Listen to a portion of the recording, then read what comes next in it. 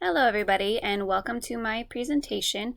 This is going to be about over-fertilizing in the commercial agriculture industry and what kind of impacts it has on our future and what steps can be taken to try to prevent it.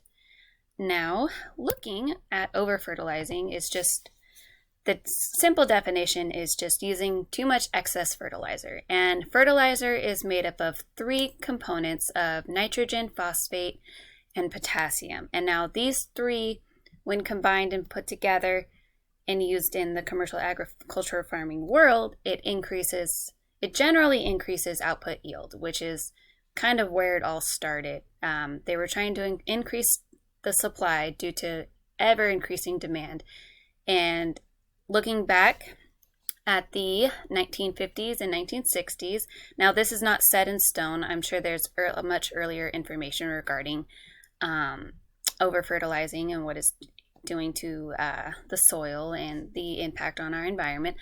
But looking at those numbers, fertilizer use went up 4.5% every year and finally somewhat leveled out around the 70s and 80s.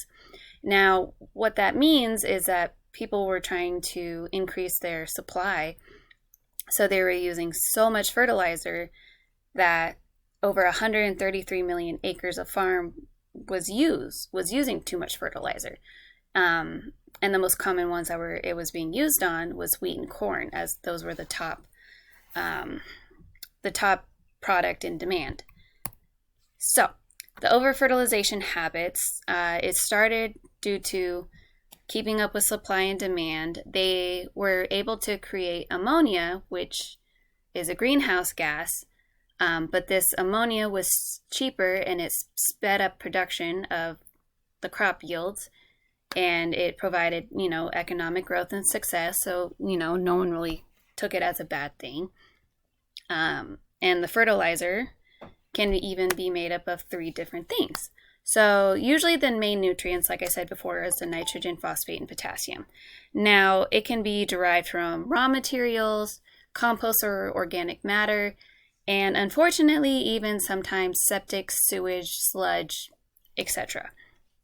And looking at, these are the three main problems with over-fertilization. The first one is being eutrophication. If you look at that first picture, you can see the ducks in a river of all green. And that green is cyanobacteria, or you can think of them as the algal blooms, which happen when there's excess nutrients in the water, which can actually cause toxic water. That's dangerous for the fish, it's dangerous for the humans to ingest, all around not good. The second one is the poor air quality. Because there's so much nitrogen in the waters, there's so much nitrogen in the soil, most of it doesn't get absorbed, and there's only one area for it to go, goes into the air, creates a greenhouse gas emission, and adds to climate change, which is not good either. The last one, as you can see, is they're called dead zones, and it's areas in the water that have almost zero oxygen levels, which kill many, many fish and lead to, once again, more toxic water.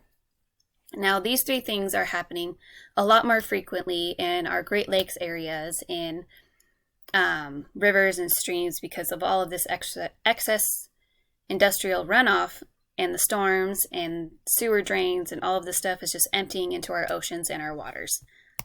Now, if we're looking to the future, there's some people who work with the USDA department that are providing seminars, they're providing classes and resources for people to start using organic fertilizer, or just not to use fertilizer at all, because the soil generally can, work itself out. There's also the connecting with the local communities, bringing consumers together, and creating biologically friendly fertilizer to help heal these farms from all of that excess fertilizer that has actually depleted the soil from being able to heal.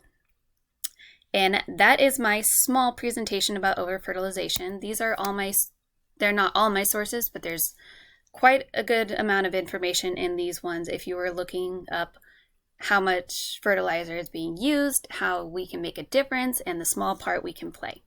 Thank you so much for listening.